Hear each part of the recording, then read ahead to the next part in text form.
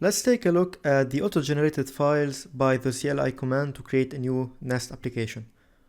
Let's go quickly. So the tsconfig file basically is just the configurations and the options that we want our compiler to use. We have the package.json file, which you already know in any Node.js application, and we have many different scripts to start our application, which we're going to be using. We have a nestcli.json file where we have some extra configurations. We have a gitignore file, as you can see, and git is already initialized in this repo. When we used the nest new command, it initialized git for us. We have a testing folder, and then here is our full focus. Let's start with main.ts. This is the entry point of our application. So as you can see, we have one function called bootstrap. It creates a new instance of a NestJs application, and then we run it. What we're doing here, if we take a look at this static method on the Nest Factory class, we can see that it creates an instance of a Nest application. As you can also see, it has two parameters, one which is the module, and then an optional parameter which is a list of, or an object containing options. So here we could have passed, for example, multiple options. For example, we can say course and then set our course policy and so on. We can also see that we already passed an object here, which is the app module. Okay, so this is in app module.ts. All you need to know about this for now is that app module is the root module of our application. Here we're gonna see in the future that we're gonna be importing different modules from our application in this module, and we're gonna also apply some other things which we're gonna see. We're gonna explain what a module is and what this decorator means and so on. But now let's focus on main.ts. So again, what we're doing here is we're just creating a new NestJs application, and then we're just running the server and listening on port 3000. If you've used Express before, you already know this. So now if I go ahead and just like in the script, we run npm start, which would run nest start. Okay, now the application is running, as you can see in the logs. If you go to the browser and make a request to this port, as you can see, we received hello world, which is what we have here in a controller, but we'll be back to that in a second. Now, there's one more important thing I want to talk about here. If you recall, in episode 1, we said that behind the scenes, Nest uses different HTTP platforms, such as Express and Fastify, and we said that by default it uses Express. So here again, they tell us that there are two HTTP platforms supported by default out of the box, Express and Fastify, and there are two different packages for each. So this is the one for Express, for example, and then it tells us that this is the one used by default. So in case you want to serve your application with Express, you don't need to take any action since it's already enabled. And here it also tells you that the create method can take a type in which you specify which platform you want to be using. Now you can say Nest Express application, or you can say Nest Fastify application. Of course, each one of those, just like the documentation tells you, would have or would expose different methods. So here it tells you that when you pass a type to Nest factory.create, okay, the app object will have methods available exclusively for that specific platform. And it also tells you that you don't really need to specify a type unless you actually want to access the underlying platform API. So let's go ahead and let's say we want to specify Express here. Of course, we need to import it from the package. If you go ahead and say app dot, we're going to see the methods exposed by the Express package. However, if we remove it as well, we're going to see that it exposes the same methods. Why? Because Express is the default platform used behind the scenes. If you want to use Fastify instead of Express, you can just follow the documentation here, and it tells you what you need to do. It shows you the steps that you need to take to use Fastify instead of Express behind the scenes. So I'm just going to keep it like that, the default behavior. So enough talking about the main.ts file, which is the entry point or the starting point of our application, and let's talk a bit about the controller, app.controller file. So as you can see, a controller is simply a class annotated with the controller decorator. All of the decorators start with @ and then we have the decorator name. So here, for example, for a controller, we would have add controller making or marking this class as a controller. Now, the role of a controller is simply to receive HTTP requests and then responding with a response. Now, when we open the browser, and now I'm going to open Postman instead, and we said localhost 3000, we received hello world. So how did that happen? Let's talk a bit about the routing mechanism in Nest. Now, before talking about the routing mechanism, it's important to know that decorators can associate metadata or some extra information to the classes or the function they are set above. So for example, controller can have a prefix, which is an optional field, which just specifies the route path prefix. So for example, now when I hit enter or make a request call to localhost 3000, is going to match to this route handler right here. And that's because we don't have any path. Now let's say we had animals here. Now if we save and we hit send, it's gonna give us 404 because I would need to say /animals. Okay. Behind the scenes, what happens is that Nest is going to check the metadata for the controllers and the handlers, is going to see the path prefix and if we have any path here, extra path, and is going to map the requests, the incoming request routes with the handlers and the controllers. Because of course we're going to have a lot of controllers and every controller might have a lot of handlers underneath it. So it would be a good idea to always set a meaningful path on the controller level and then specific path on the handler level. So we can say that Nest was able to create a routing map tying requests to their corresponding controllers and handlers via the path metadata that we provided on the controller level. And if we go ahead and let's say provide one here now, so what happens if we have a path prefix on the controller level and then another path on the handler level? If you go ahead and hit send on /animals, it's going to give us 404. If you go ahead and hit send on /cats, it's also going to give us 404. Well, it would only make sense that the controller in which we have different handlers, okay, the path prefix should be applied everywhere. So now, if you want to reach this handler, we would need to say /animals/cats. Let's go ahead and try that. And as you can see, we did receive a response now.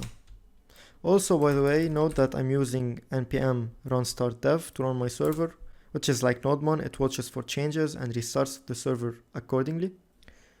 Now, if you're still confused about me saying or using the term route handlers and what this get decorator is, well, you know that whenever we need to access an endpoint, we need to know the HTTP method of that endpoint on top of the path. The route alone isn't enough. We also need to specify the HTTP method. Just like, you know, we have get, post, and many others. And if we hover on top of get, you can see it's a route handler method decorator that routes HTTP GET request to the specified path.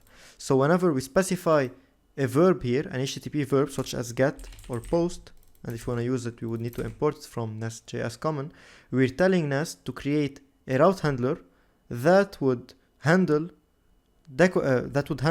requests of this specific type on this specific path. Of course, like we said, we get the path prefix and then we append the path here to get the full path. And then here we have the method name, which could be anything, by the way, and it will still work, but it would be a good idea to actually have a meaningful name. So for example, I could say get cats, and let's just make this a get again. And now if I save and then go back to Postman and hit send, we still have the same thing. Now that you have a decent understanding of the controller decorator, the get, post, put, delete decorators, which are method types, and specifying a handler, a new handler to be handled so that we can get request on a certain path, let's talk a bit about this. How are we returning responses? Now, if you come from an Express background, you know that usually we use res.send and then we pass in the JSON data. Res being the response object and send being the method that we use. But here in Nest, what we're doing is just we're returning the string and it's just showing up as a string. Now let's try this with a number, for example, and I'm just gonna set the response type to any. If you go here and hit send, as you can see, we got a number. Well, let's say we had a JSON. If we hit save, as you can see, we got a JSON. To understand this, let's also try one more thing. So I created a class cat which takes two parameters, name and age, and then I created a new instance of that cat, and then I'm returning the newly created cat instance. If we go back to Postman and hit send, as you can see, it transformed it into JSON. I didn't have to do anything. All I did was use a return statement. So it is safe to say that Nest handles responses in two different ways. If it's a primitive type, such as a string and a number like we've seen, or a boolean, it will just return the value itself. However, if it's an object, it would serialize it into a JSON. And we can see that in the documentation. Here it explains that there are two different options for manipulating responses, that it will automatically be serialized to JSON if it's a JavaScript object or array, and then if it's a primitive type such as string, number, and boolean, it will just be returned as is without attempting to serialize it. It also tells us that by default it returns 200 unless the handler is of type post, then it would return 201, meaning created. Now this is the standard way of actually handling responses, but we can also use library specific. Just like we said previously, we can make use of express or fastify, so we can use res.send actually, but we would need to use a res decorator. Just like everything, there's a decorator for the response object. Here it tells us that if you want to use it, we would need to inject it inside of a method handler signature. So inside of getCats, for example, we would need to say @res, and then we give it a name, for example, response or res.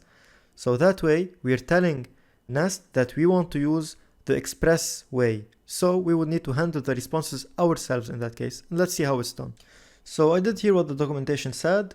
I added @res decorator inside of the method as a parameter, and then I gave it a name of res. You could also name it response or whatever, and I imported the res decorator from NestJs/common. And just like the package said, now we are able to use res.send, just like in Express. If you go ahead and hit send, as you can see, we still get the same result. Now there's one important point that you need to know. Previously we were using return, right? Well, now if I remove res.send and add return cat just like before, and we try to hit send, as you can see, the request is gonna be hanging. And that's because whenever Nest notices that we are using something library specific, in this case specific to Express, is going to wait for us and let us manually handle the response. So it will no longer work using the return statement. I would need to say res.send. It would leave the response to us, the developer. If you want to go back to using return, we would need to remove this res decorator, which is library specific, and now it would go back to actually serializing it automatically for us. So it depends on your needs. Now, just like we have the res decorator, we could also use the rec decorator, which is also from Express, which, like we know, is going to give us access to the whole request, just like we usually do in Express, rec.body, rec.query, and so on. We could use the platform specific notation here.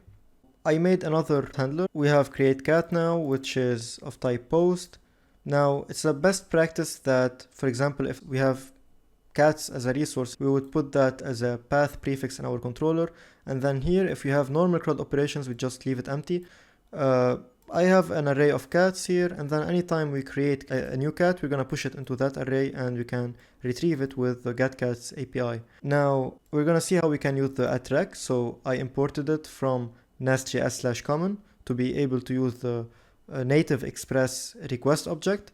And then here what we're doing is we're just getting the name from the body, so rec.body.name, just like in Express, and rec.body.age. And then here on Postman, we specify that the endpoint is a post, and then this is the path. If I hit send, we created a new cat. If you go ahead and try to get the cat, as you can see, we received it. You can go ahead and create another cat just to check if everything is working fine. We pushed it, we got the response, and then if I hit send on get, we now got the two cats. So this is using the request object from Express. Now let's say we don't want to have to use the whole rec object. We could instead import body and then use the body. There's a decorator for that, thankfully. So now we can just say body.name, body.age, If I save that and go back here, and then let's say we're creating a new cat, green. If I hit send, as you can see, it's working perfectly fine. Of course, there are no longer other cats because I restarted the server and this is just in memory. We're not saving in a database or anything. So as you can see, we have add body. We also have add query if you want to access the query. Of course, we could have a combination of both. So you can see that there are decorators for basically everything. Now I'm just gonna also highlight that you can use route wildcards for patterns, for example. You can also set decorators for HTTP codes if you're using the NestJs way without setting it by using res.status.send. So you would use this decorator. Now let's say you have route parameters. You could also specify that by putting a colon and then setting the ID. This way you're saying that there's a param. So if we want to access that resource, we would have to say /resource/ and then the ID of that resource. And to retrieve that ID, you could use the add param decorator, just like we've seen. We have a query body. We also have a param decorator. So you would create a variable. You could put any name here as long as you have the param decorator here, import it correctly, and then you can fetch the ID, which is from the route here after the colon. Now, also, if you don't want to have to get the full param, you could specify as a metadata what parameter you want to get by key. So here we specified ID, so we just got the ID, and then you don't need to say param here, you don't need to say param.id, you can just say ID right away, which is a faster way if you're just trying to get one thing or one key. Also, I'm going through the documentation quickly because it's huge and I don't want to make this video any longer, but feel free to go to controllers and then read up if you want to know more details. But I think this video already covered everything that you need to know about controllers and routes. Now, we didn't talk much about the module. I'm gonna leave another video for the modules because this video is already long. But basically, in the app module, which we said is the root module for our whole application, we need to import that controller so that we can actually call the APIs. Now, we were able to call the APIs already because in the app.module and the generated scaffolded project for us, it was already generated. But if you're creating everything manually, you should not forget to import the controller yourself inside of the controller's metadata inside of the module so that you're able to use it. Because now if I remove that, for example, and I hit save, if I say send, it's not gonna work because it doesn't know about that route. It can't map it if it doesn't see it inside this module, inside the controller's array. We talked about a lot of things in this video, so I'm gonna go ahead with a quick summary. Main.ts is the entry point of our application. It's where we create an instance of an NestJs application where we can specify which underlying platform we want to use, whether it's Express or Fastify. Express is used by default, and then we're starting the server on a certain port to listen to HTTP requests. The module here is the root module for our whole application, which is app.module.ts, but we can have multiple modules, and that's what we are actually going to do in the future. We should have separate modules. But this is the root module where we import different other modules, and then every module should have a controllers array where we specify the controller, and then we're going to talk about providers in the future in maybe the next video or the one after. We also said that a controller is just a class with a decorator saying controller. We can also have a path prefix set for a controller, and then we can create handlers using a decorator that specifies the method type, which is get, post, put, delete, and so on. And then we can also provide a path. All of that makes up an endpoint. We can have a method with any name here, which is going to handle the requests. And then we also said we have decorators for query, body, and so on. We can also get something specific from query. For example, we can say page if you had a pagination, so we don't get the whole query object. We also said that we could have rec, which is the request from Express. So we could use rec.query, rec.whatever. We also said that Nest handles the responses for us. We just have to say return, and then it's going to check if we have an array or an object. It's going to serialize it into JSON. If it's a primitive type such as Boolean and number, it's going to return it as is.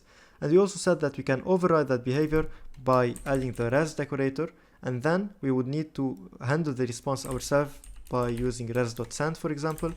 And if we don't, if we use return in that case and we have res here, the request would keep on hanging, so be careful. And I think that's pretty much what we talked about. In the next upcoming videos, we're going to talk about the service and this @injectable, and then we're going to talk about how we can do dependency injection here to use it, and we will also dive deeper into modules, how to separate or create different modules, what are the metadata in modules, and their role. If this video was helpful, please leave a like and subscribe, and I'll see you in the next one.